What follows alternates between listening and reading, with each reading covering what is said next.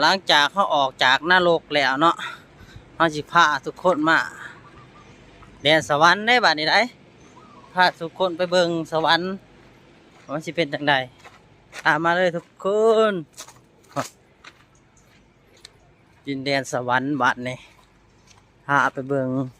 พระอินทร์พระสนมสิเป็นจังใดไปดูกันเลยนี่คือทางเขาสวรรค์เนาะสวรรค์ก็คือสิใกล้แน่แหละทุกคนเพื่อจะย่างหอดเนาะไปสวรรค์ก็ลำบากลำบนแนวขึ้นนรกเด้แป๊บเดียวก็โอ้มีเต่าใหญ่เต่า1,000 ปี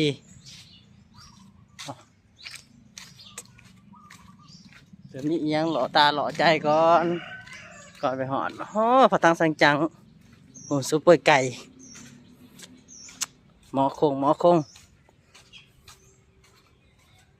พระใหญ่สาธุสาธุสาธุ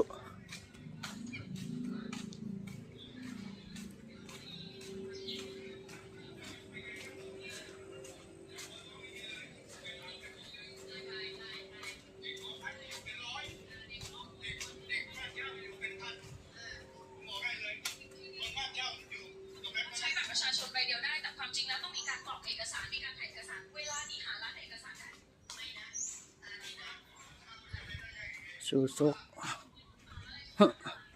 สวรรค์เนี่ยมันโตเขียวพอถือท่อถือยังโอ้ยนี่เบิดพอสวรรค์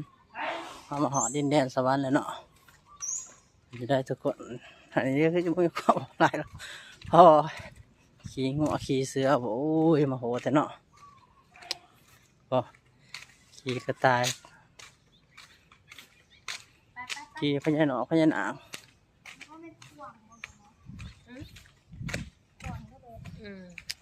ดินแดนสวรรค์